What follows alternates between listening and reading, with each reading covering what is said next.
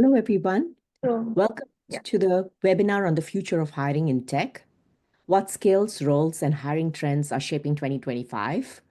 My name is Anindita. I'm a principal solutions architect at Databricks, and today I have the honor and pleasure of being the moderator of this wonderful panel. We have Arun from Microsoft, Kerrie from Google, and Elliott Ning from NVIDIA. With that, I will allow the team to introduce themselves. Arun, would you like to go first, please? Yeah, hi, thanks. My name is Arunansu Pattanayak. I go by Arun. I'm a technical specialist at Microsoft, specializing in Azure data and AI for financial services. Kerrie?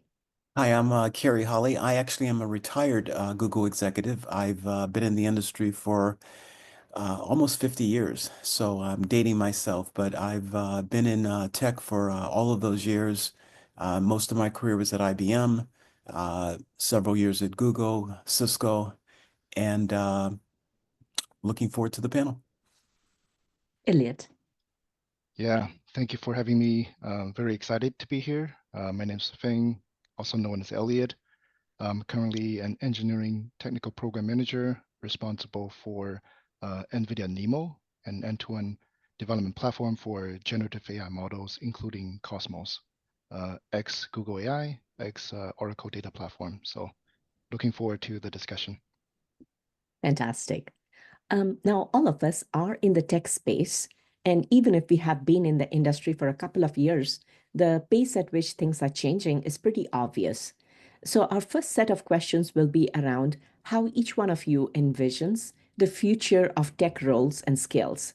Earlier, if you were in computer science, you were assured of a job. I do not believe that is the case anymore. There are so many nuances to our day-to-day work, work-life balance, work-life culture. So what are the most in-demand tech roles that you see in 2025? And how is this shift from traditional software engineering to new hybrid ones that you see in your individual workspace places? Arun, do you want to lead us? Yeah, yes, sure, thanks. Yeah, I think the big shift that we're seeing now is because of the AI, the exponentially that it has grown and become part of our life, that every role has to be an AI role. Right. So it's, so with every new technology that there are new roles, and the same thing is happening here, right? When internet first came out, there was this role for search engine optimization, right? Now with Gen AI, there is now answer engine optimization, right? So there were web designers. Now we have prompt designers and AI output designer, right? So people who design, what's the best way to ask the question and what's the best way to have that answer formatted in a way that is easily digestible and actionable, right? So that's the transformation we are seeing. And with AI, I would like to reiterate what you said, that the tech roles are not just about computer science. It's now everything is becoming tech, right? So people from all disciplines can get into tech with the help of AI. They just need to AI enable themselves, right? So that's kind of the transformation we are seeing, is that every role is an AI role. The existing role are kind of getting rephrased with keeping AI in mind. Very well said. Kerrie, would you like to add something to that, please? Yeah, I would like to add to that. I think that we're clearly seeing a change with AI. I don't think it's replacing talent. I do think it's amplifying it.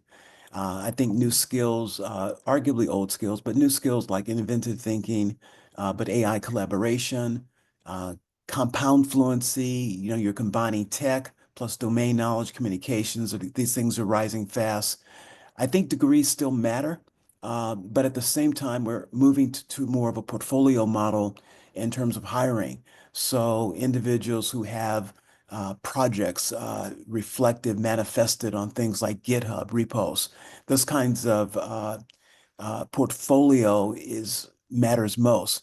So I think also the future of hiring is less about fixed roles and more about adaptive capabilities. If you're still hiring, if you're still seeing these yesterday job descriptions, it's probably not where the market is going. So I think that we're seeing this amplification of talent, and I think that we are still seeing software engineers in demand, but their skills are very expansive. They have the knowledge of architecture. They have the knowledge of software architecture, the knowledge of security, the knowledge of how to build high scalable systems. They are fluent in performance engineering, not just being able to write Python code or so forth. And then of course we've got a tremendous demand for people with skills in large language models, the ability to deal with rogue models, the ability to build those models, to tune those models.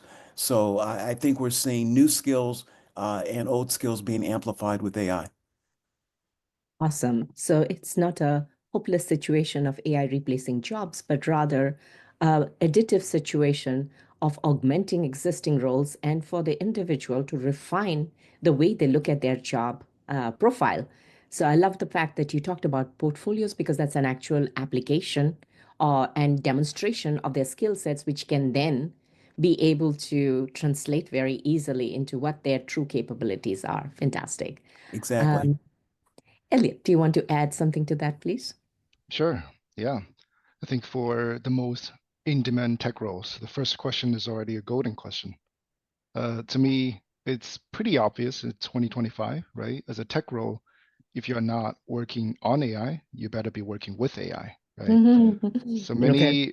many AI leaders, including NVIDIA CEO Jensen, OpenAI CEO Sam Altman, and Google CEO Sundar, and many others, right? They have mentioned about 2025 is the era for the rise of AI agents. So my takeaway from these visionary leaders is that for the past few years, right, companies spent huge amount of money and time try to train foundation models, right, to make the models become better and better. And now these models are already great, right? So it's time for the industry, for us to put them to work. So no matter which industry you are in, right, you'll be able to find a Gen AI models that suit your need. It doesn't matter, it's reasoning, it's chat, vision, video, or even physical. So let me narrow down a bit more on like most demanded tech roles. I think post-training, which is bigger subject and including many domains, including continuous enhancement, reinforcement learning, AI integrations, application, deployment, security, and responsible AI, right? So all of these were put together, we call it post-training. So I think post-training will be the most demanded skills that, a lot of the AI companies are looking for in 2025 and beyond.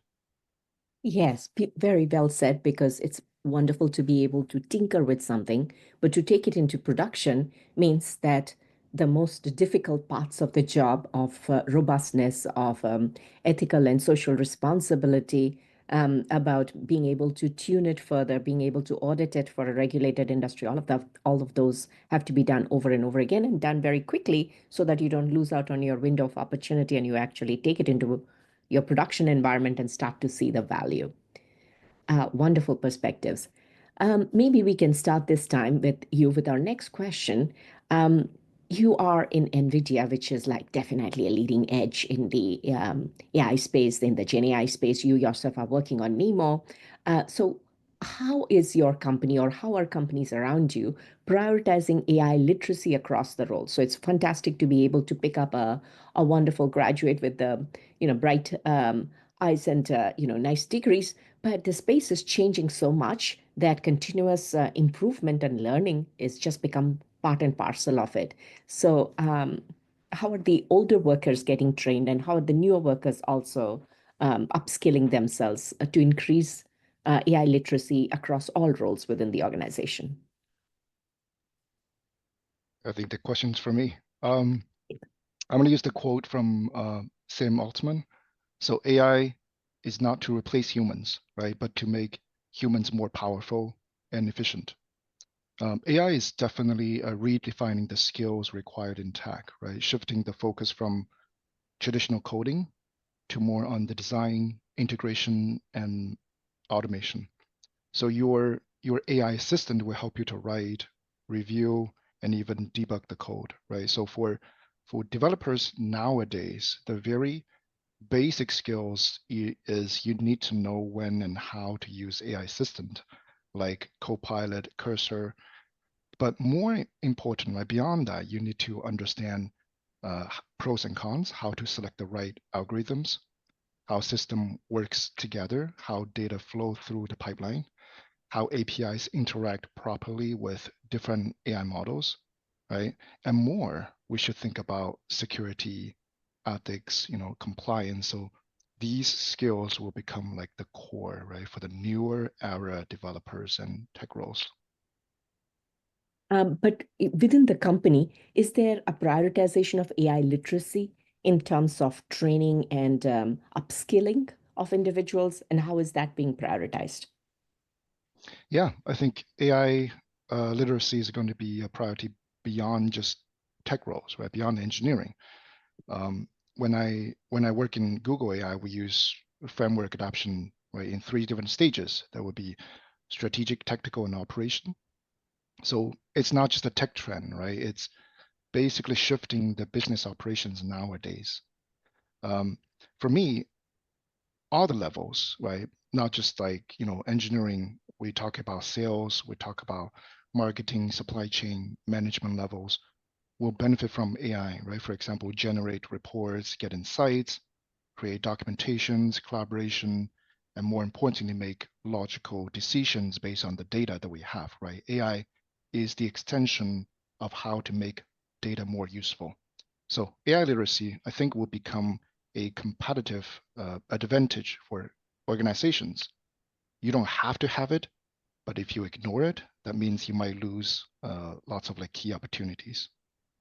If I can add to that, when I was at Google, I just left Google last year, but if we go back to 2022, and even through last year and this year, when OpenAI published or announced, released ChatGPT, there was just a flurry of activity at Google and other tech companies. At Google specifically, to answer your question, there was a evangelist program launched. So people, engineers were encouraged to sign up as evangelists, and then there were tiers. So that was one way to get the community at large on board. A second way, which is an obvious way, was education and webinars and Google Meets, and so there was just a flurry of activity. And then you had from the Sundar onward this AI first mantra.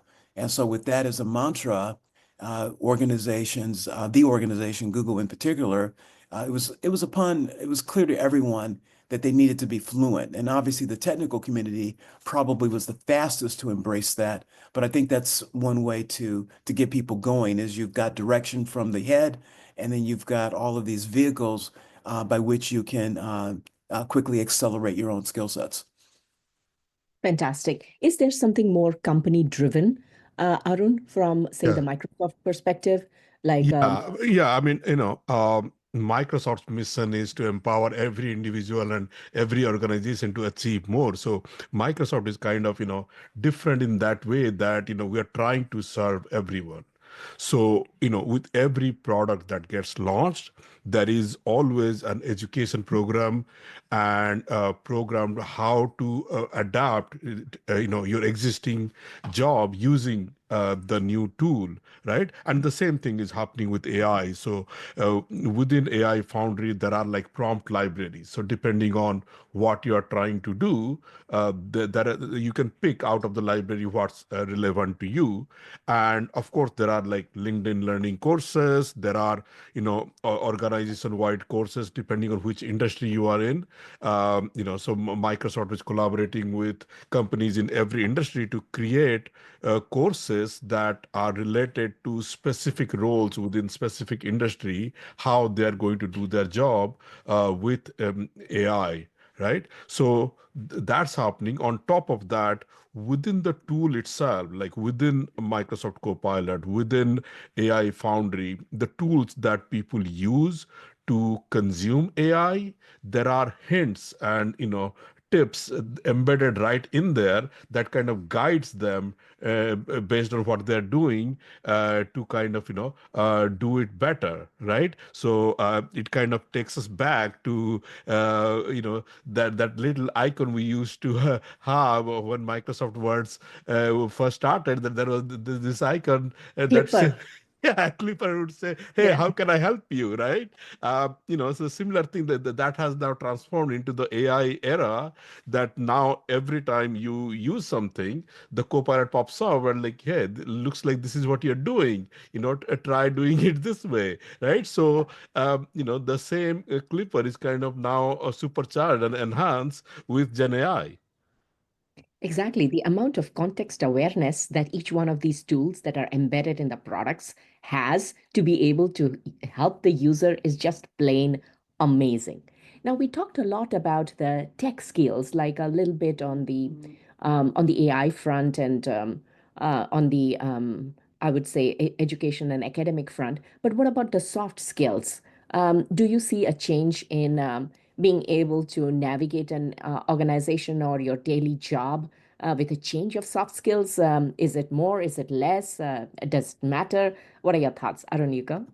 Yeah, so I mean, yeah, there is a change, and it's when you are working with AI, for example, you're writing marketing messages, or managers are using AI to create reviews, right? Mhm. So a lot of the content is getting generated by AI, but the soft skill here is that yes, you can use AI to become productive, but at the same time you don't want to appear robotic, right? Mhm. You want to have that human perspective, that human touch in there. Mhm. Otherwise, you're not going to get the empathy, right? So empathy is one of the primary skill set that humans have that distinguishes us from AI. And when you use AI generated content and just kind of copy paste that, it kind of takes away that empathy, right? So so that's why we call it co-pilot, not autopilot. So you use AI to generate it, but then add your own empathy and your own take on it. So when you send the message, it actually seems like it's you. Like if it wasn't generated using AI, if you wouldn't send that, then you shouldn't send it, just because that's what AI is telling you, right? So the human needs to be always in control, and every communication needs to have that human touch. So it's kind of shifting the soft skill in a different way. Communication is always an important skill set to have, but when you're using AI, how do you correct AI, and how do you tweak AI to make sure you still have that human touch? I think that's the biggest soft skill in needed today. Very well said. I think they are going to have personalized models for each one of us in the future, which would be able to, put that additional personality stamp on the Yeah, generated yeah, one. we, But we till are then, we are calling that digital twin. So digital that's twins. I already see. in the work. I see. I see. Kerrie, would you like to add something?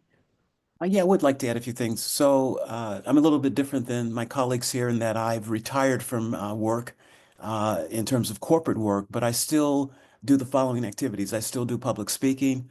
I still do writing. I still do consultative work. And I mention all of those because I'm a big adopter of AI. I've been an early adopter for decades now. I've written a couple of books focused in healthcare. I've got a third book in progress. But the point I'm making is that uh, never before, if I go back 5 years ago, I wasn't able to do what I'm able to do today, which is to literally have what appears to me as a colleague, where I can actually have a conversation with, my favorite large language model and really begin to probe. So, for example, one of the things I'm writing a paper on now and I'm doing a talk at San Francisco State University next week on this whole subject of AGI. And the provocative talk I want to raise is this a mythology or is this science? And of course, I don't think it's mythology, but at the same time, I don't think it's pure science. I think there's a lot of hypotheticals, but to have a co-pilot, to have a colleague, which I view LLMs as in this case, has just been highly beneficial. So from a writing standpoint, it's been a godsend. I know it's also from a coding standpoint. I don't think it in any way is replacing coders, but I do think it's augmenting. You know, all of us have been working or are working in tech companies, but there's a whole other world out there of people who work for financial services companies, transportation companies, logistics, airlines, etc., who don't create per se technology, but they create applications. And for them, you know, I know a lot of them are beginning, like in the financial services space, banking specifically, they're beginning to rethink um, work in terms of this. You know, we've talked about AI first. We've talked about human-centered design. Now they're thinking about agentic-centered thinking. Should Wow. I start looking at, okay, maybe I don't need tellers, or maybe I do, but the point is, what would an agent do and how could an agent operate in this environment? So uh, just some thoughts. Absolutely. Very fascinating. Elliot, what would you like to add? Sure, I had a few things. First one, I feel like AI it's more than a tool. To me, AI it's like a vehicle that can, help you to reach beyond human intelligence. But again, right, it's a vehicle that you need to make sure that you are the driver. People can talk about self-driving cars, autonomous driving, but you make sure you define where you're going to and you are communicating, the things that you are doing, right? I mean, everybody loves AI because AI can handle a lot of, repetitive tasks, but with the growing, a demand for large language models and more generative AI models, I believe they can go beyond just repetitive tasks, right? They can be more intelligent to actually create something meaningful and even help us, right, to gather information to for us to make the decisions. So at the same time, I believe soft skills will become even more critical than before for tech professionals because they are moving away from just coding, programming, right? Uh, for example, the capability of problem solving, communications, critical thinking, leadership, right? So humans need to understand what's the real problem, right? Breaking down into subproblems or even tasks, define success, right? Define where this AI is heading to, right? Design the solutions, articulate ideas, right? There's no one person, one team can do all the tasks, right? It has to be collaborations, communications across multiple teams, even multiple companies, organizations, right? Internally, externally, make decisions based on different situations, pros and cons, and at the end, right, develop and maintain that automated systems that has been built. So we need experts to do things that AI cannot do, right? These soft skills will go beyond just software and hardware. Very well said. Um, let's see how much of a glue the humans do pose themselves in the future. Let's change our talk track into more of hiring trends that we see around us. With COVID, remote work became a norm. People got used to it. And, even when we had back to office strategies, they were a little reluctant because they'd kind of gotten a little taste of what it is like to have more family time, more personal space, and whatnot. So, hybrid work environments uh, is something that people prefer, but the management usually doesn't because they feel that maybe productivity is being compromised or people are not putting in their best foot. Um, I would like each one of us, to like take a stab as to what do you see in your respective workspaces or around you. And while that is happening, we touched on this earlier. Our traditional degree requirements, which are still needed, but are they fading in favor of skill-based hiring? And Elliot, you kind of referred to it as, or maybe Kerrie did, about portfolio, based reviews or recruitments or filtering. What do you see? Like, how important is a college degree? If I were to ask my son, he'll say, oh, he's going to college because of me. It's no longer needed. Nobody's doing that. I don't think that's true at all. But is it getting any less weighted as compared to what it was before? Are skill-based achievements more in demand? And what is the job situation with regards to remote and hybrid work? Elliott, do you Oh, want to take us up? okay. Oh, sorry. Okay, Kerrie, if you got it started. Kerrie, yeah. Kerrie, go ahead. I was just going to say quickly that you know, it's a provocative question, and one that, you know, given the high cost of education, that certainly needs to be answered. I, like you know, have kids that I've funded through university at a very expensive cost. But I would argue that math has become increasingly important in terms of computer science. And uh, although I know there's brilliant students who've been able to acquire the necessary skills out of high school, they are rare. Most people are going to need to go to the university to really hone their skills in physics and math, which I think are core skills increasingly in the comp sci field. So it's not just the coding, because I do think coding is becoming very commoditized, but not the coding of complex problems and solutions we haven't invented yet. I think, as Elliott said, we're going to use AI to, I forgot his exact language, but to do the simple things.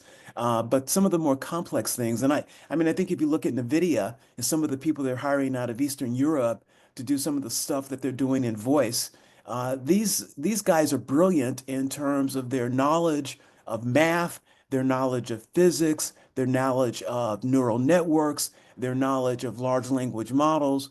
We're just putting a greater demand, I would say, to know more. So I think colleges are going to step up, and students are going to find that they're not going to be competitive if they don't have that foundational set of skills. So that's one point of view.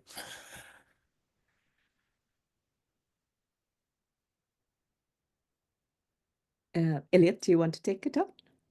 Sure. Add a few things.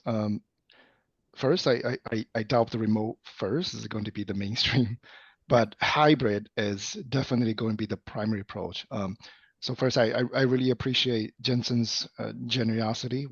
NVIDIA, we haven't enforced the RTO yet, because I feel like distributed teams are much more popular than before, especially, you know, after pandemic, organizations have the proper systems and tools, right, set up to bridge the gap, ensure communications and collaborations all over the world.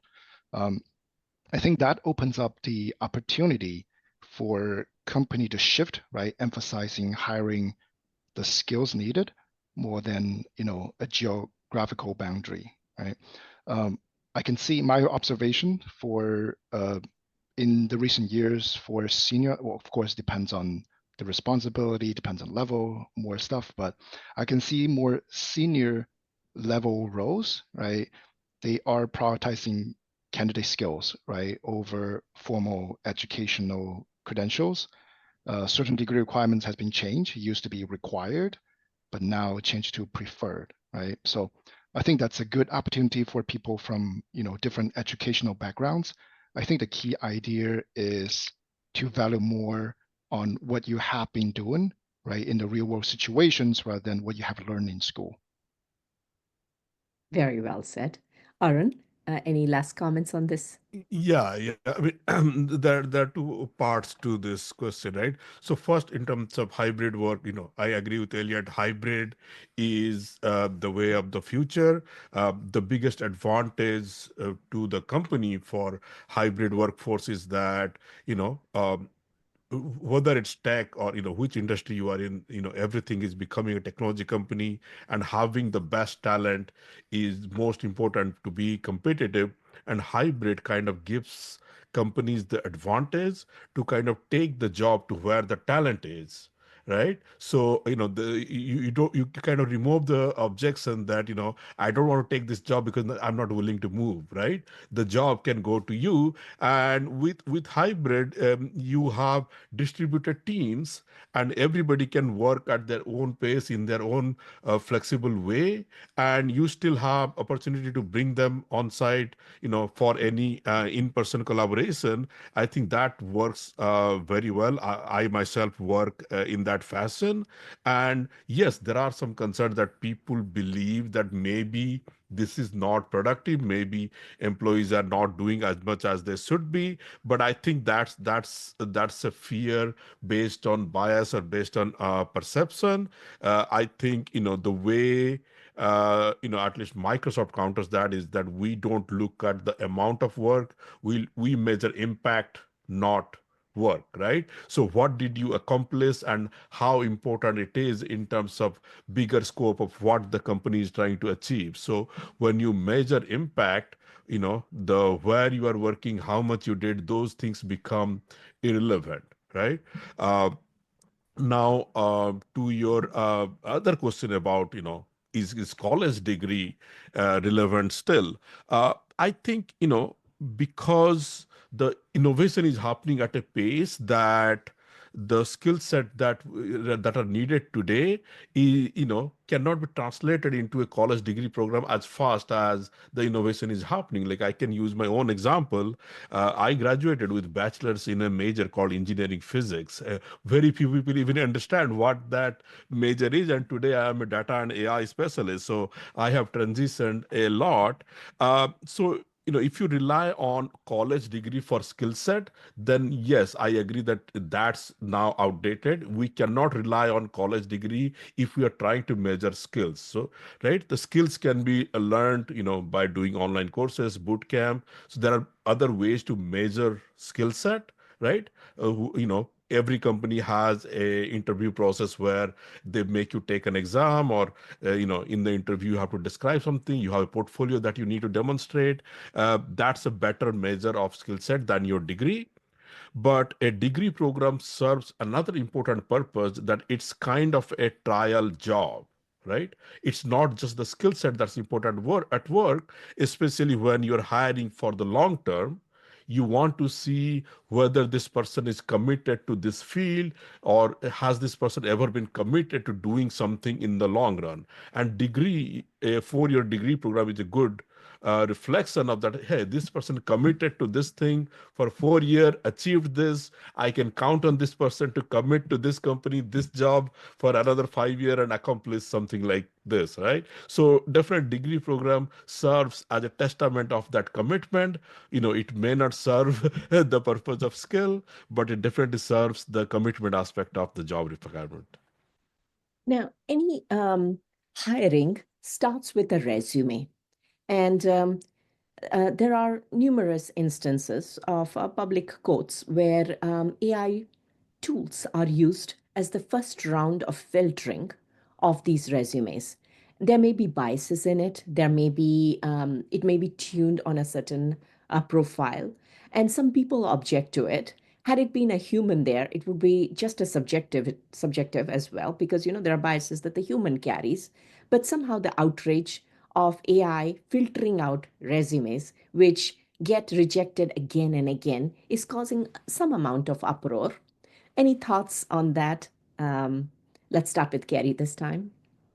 Yeah, I think it's a huge issue, and as you said, the bias could be in the AI, but humans also have bias.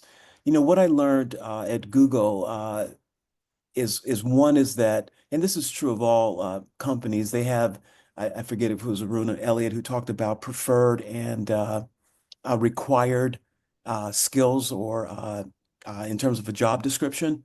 But one of the things that applicants must understand is that most companies, their AI algorithms, are looking to see if they actually have a match on what was in the job description. And for a lot of candidates, their CVs, their bios, their resumes are generic, meaning they're using the same one for multiple jobs. And I think that has to change.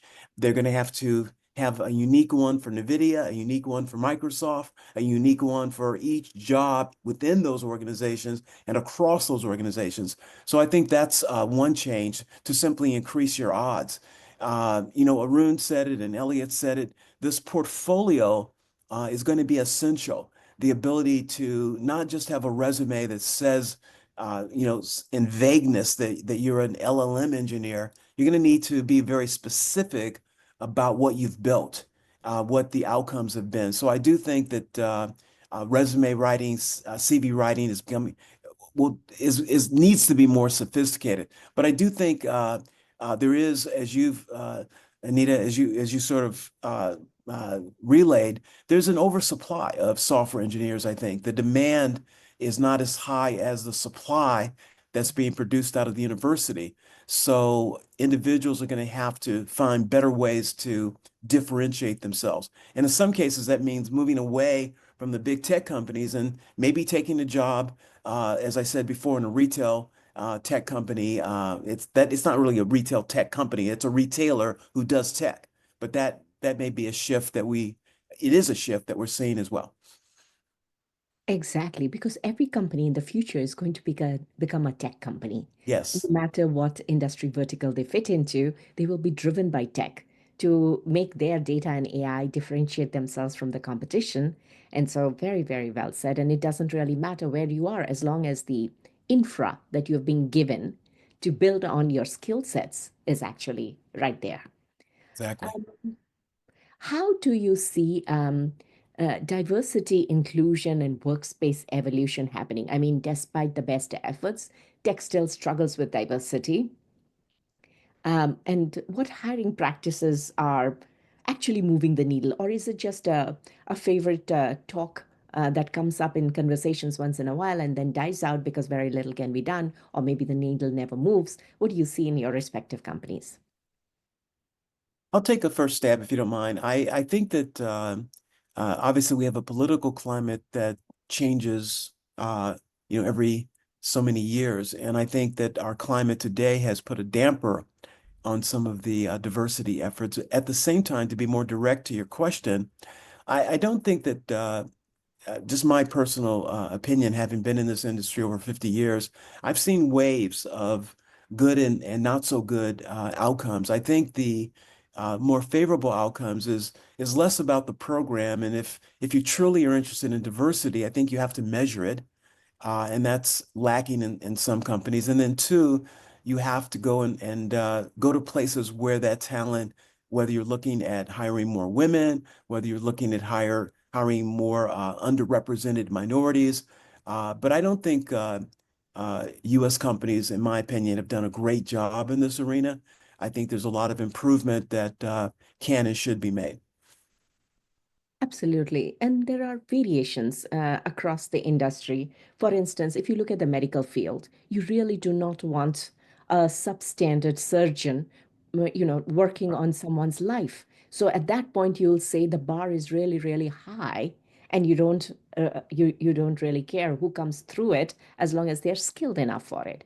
But in another case, you give certain opportunities to an individual who may not have had the opportunity so that they can grow and then be able to do other wonderful things for their organization or maybe for the world as such. Arun or Elliott, any one of you wants to comment on how it is in your organizations? Yes, yeah, I'll go. Especially like, when we are working in AI, like you take the AI engineering team, right? The big part of AI and one of the big concern is that AI should not have bias, right? And the way you ensure that the AI system you have created does not have bias is that you make sure that it's tested by a diverse group of people, right? And who use it the way they would normally use, and they approve that they don't find bias, right? So that in itself requires a diverse hiring practice, because yeah, maybe the core engineer who is creating the algorithm, that person has to be the most brilliant regardless of what the background is. But the people around, they have to be from all different background to kind of certify that the AI model is ready for use for everyone and it does not have bias, right? So I see similar thing happening in every industry that is public facing and trying to serve everyone. Is that your most complex process, the thing that has your IP, that kind of requires, like you said, surgeon, right? That kind of requires the most brilliant, most capable person regardless of the background. But the people on the ground, people who are kind of going to take it to the consumer, they need to be diverse to have that public appeal that you are serving everyone. Right. Absolutely. Elliott, anything that you would like to add? Sure. I would add a few comments regarding the AI systems. To me, AI technology itself is not biased. If the model is biased, that's because the human, we train it this way, right? It's like a child. We teach the AI model, we teach the child knowledge, we teach how they distinguish things. It's basically the knowledge we transfer, right, to the model. And also AI itself, it does not set the requirements, right? Humans do. So what we need to do is to make sure that when we are using AI for hiring, we need to think about how to avoid bias and discrimination, right? Discrimination, things like, are we setting the right criterias, right? Is that fair, inclusive? Are we need to also think about how we increase transparency, right? Because right now AI systems, going through portfolio, going through background information, right? Without like human interactions, rely on keywords mapping right before, filtering on the requirements. So now a lot of things we actually hand over to the AI, right? So the AI decision needs to be explainable, right? So why some people are qualified why some people disqualify, right? So I think human in the loop, it's very important to avoid these kind of concerns, right? Human evaluation has to be, making sure that we are applying because I know there's anti-discrimination laws, ethical guidelines from government and different organizations, right? Make sure the organizations are following those guidelines and laws. Yes, very well said. So if you did have interpretability, and then you would be able to understand where your model or your algorithm is trained, and somebody could fix the problem and fix the outcome of this mess that they create. Very well said. What about talent retention in these highly competitive industries? So you had OpenAI come out from nowhere and create this fantastic model, and everybody wanted to have a piece of that pie, maybe join OpenAI tomorrow, say closed AI comes up or whatever. And, there is a different aura. And so your talent that you have so carefully reared in your company can easily move out because there is nothing to bind them, right? Of course, sometimes people do get long-term retentions and bonuses and all tied to it. But what do you think is the most effective way of retaining high talent within the organizations, their best employees?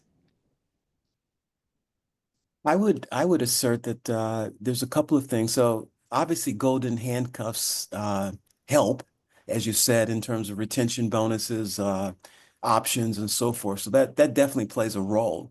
But I also think two criteria I think are paramount. One is that they work for good people, good managers. So I think you'll find that people who have great managers tend to stay with those companies longer. And then, of course, equal to that, I don't think one is over the other, is projects, that they're doing projects that they find are meaningful, challenging, and impactful. So that's what I would argue is that having a great manager, and I think some companies don't really account for the fact that they have great technical people who may not be great managers, but great managers, great projects, that's what I would vote for. Okay. Elliott? Yeah, job market competition is always high in the Bay Area, right? But I think the foundation never changed to retain, good employees, talents. Things like Kerrie mentioned about, right, fair pay, compensation, benefits, right? These are like bread and butter. Yes. So besides that, right, there are more, right, for employees. They're looking for career development, right? Do employees have the opportunity to advance to, further in the ladder? Wellness, right? Do companies support mental and physical health for the team members? Last but not least, I feel like now it's a new thing. It's the flexibility, right? If I have the skill set that the company needs, can I, I shouldn't say negotiate, but at least can I discuss, some sort of flexibility on office locations, work schedule, people are busy, right? Life, work balance, and even job responsibilities, right? If it's getting too much in the plates, can we trade some projects that I really like, right? I want to learn.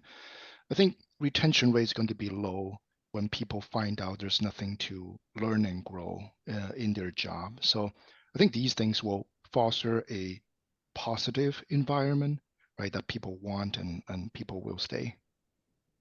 Absolutely, very well said. I want to take up one comment that has come up in our chat. Does networking play a huge role? That is knowing someone who you can call the shots. I'll take a quick stab at it, and if others want to jump on, please. Any good organization, a reputable enterprise, will never rely on just the networking arm. For instance, a lot of people reach out to me on LinkedIn saying, "Can you please pass my resume to you, and you will deposit it." I say it makes no difference whether I deposit it or you deposit, because the first couple of ladders or rungs that you have to go through, nobody can save you. You have to go through the process to kind of show that you're qualified to make it. Now, once you have two very similar individuals, and somebody is going to vouch for your reputation and your credibility and puts it on writing and fights for you, yes, that will definitely carry some weight, and that is life in general. And I don't think just the hiring process is any different from anywhere else. So that's something to be taken. But to think that just networking will get you everywhere is probably not true. What does the panel think? Yeah, like I agree. Not only it helps at the final stage that somebody puts a weight.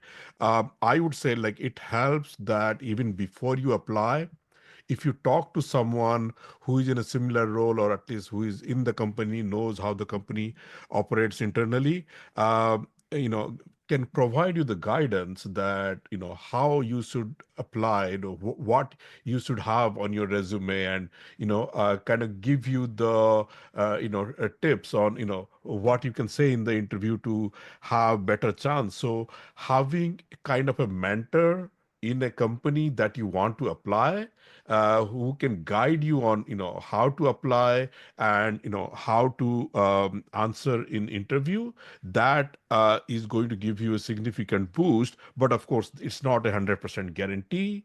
Definitely it will give you an edge. But so, networking does help, but it's not all. Ultimately, it's your skill set, how you perform. That's what plays the number one factor in getting hired. And most importantly, how closely your skill set match the job requirement. Anybody else? I would just, I think those are, you both made excellent points. I think the other thing to understand, I think, about networking is it's not so much who you know, it's who knows you. So that's how you want to be positioned, is to have people know you. And I think how you get there is through, accomplishments, your success in your work, the portfolio that you've built, your social media presence, not in terms of your private life, but in terms of your portfolio. You're out there contributing to the industry, whether it's writing, whether it's commenting. So I think getting people to know you, to me, is the paramount goal of networking. Yeah, well, I will add a quick comment. I think networking is definitely not the golden ticket, but networking definitely plays an important role. Especially you're shifting in your career, you're looking for a new job in a different company, or especially for the people that are thinking about changing their jobs, right? It will be a new environment, it will be a new industry. I think having the people, right, in that particular industry or role, right, that can guide you, give you the right information that you can assess, right? Am I in the right position to apply for the role, or am I really have, if this is something that that I want to advance my career into, right, for the past, should I say past, for the future, many years. I think that's very important. It's information. Absolutely. There's one other note around we need to tilt the discussion a little more towards hiring and away from AI. Absolutely. The only reason why we talked about it is because AI is at the top of the funnel, filtering out a lot of candidates' resumes who never are able to make it, no matter where they go. And so, just to be able to get past that particular hurdle we were talking, but you're right, hiring is a very individualistic thing to every enterprise. They go through it a slightly different, like if you were to apply to Google, there are tons of videos around just as to how to prep you. What are all the things that you need to do, whether you need to prep for 2 months and 3 months or whatever to get into a role. And then different roles have different requirements. Like some of them are probably slightly less rigorous than others. So it all depends on what your appetite is and what you are looking to do. But that said, there are some key pillars that are going to be exactly the same. For instance, your professionalism, even your social breadcrumbs of things that you may have commented in the past, which might be off color, they will all come to bite you.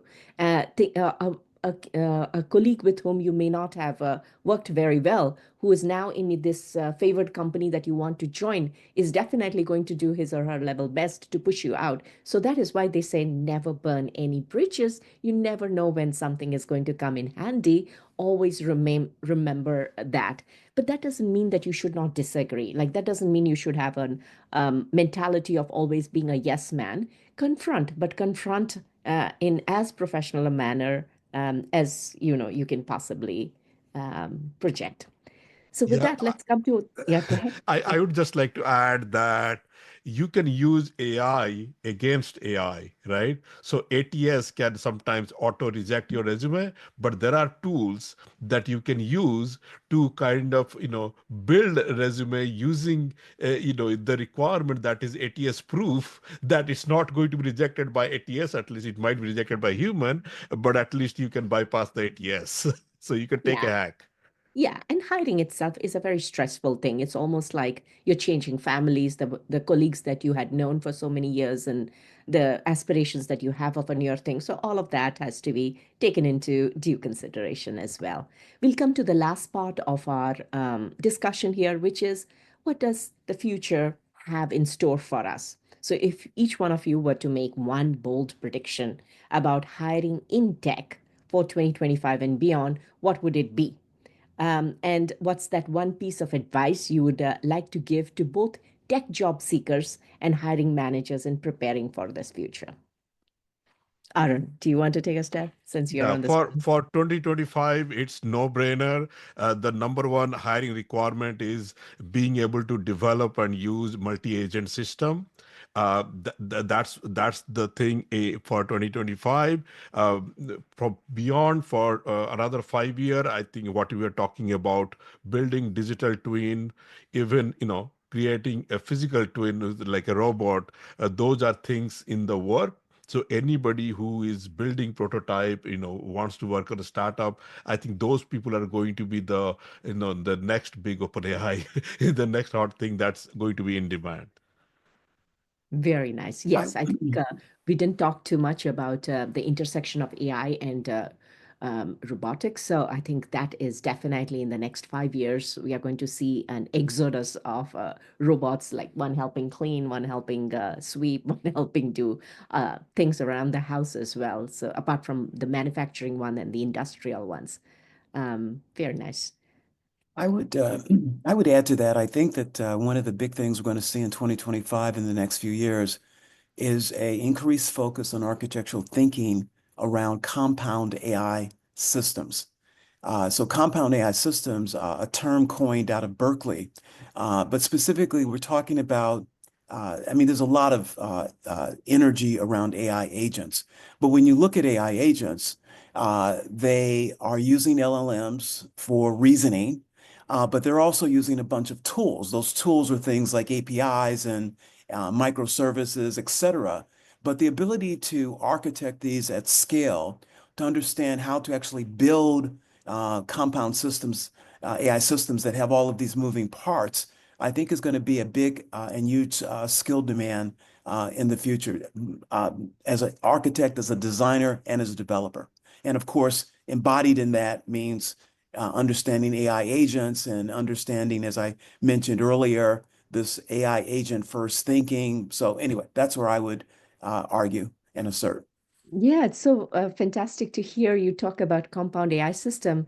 Actually, Matej Zaharia, who's one of our co-founders, his team wrote the paper about the compound system from Yes, the yes, Blair's, yeah, and it talks yes. about the ensemble of agents, how each one can be very specialized.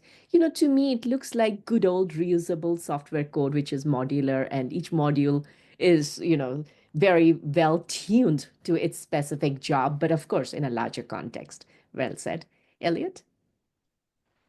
Yeah, I think I touched earlier. There are two directions. First one is you work on AI. The second one is you work with AI, With right? AI. So if Yes. you work on AI, so there will be a growing demand on post-training that I kind of mentioned it, right? Focus on fine-tuning, efficiency improvements, system integration, uh, model deployment at scale, security, responsible AI.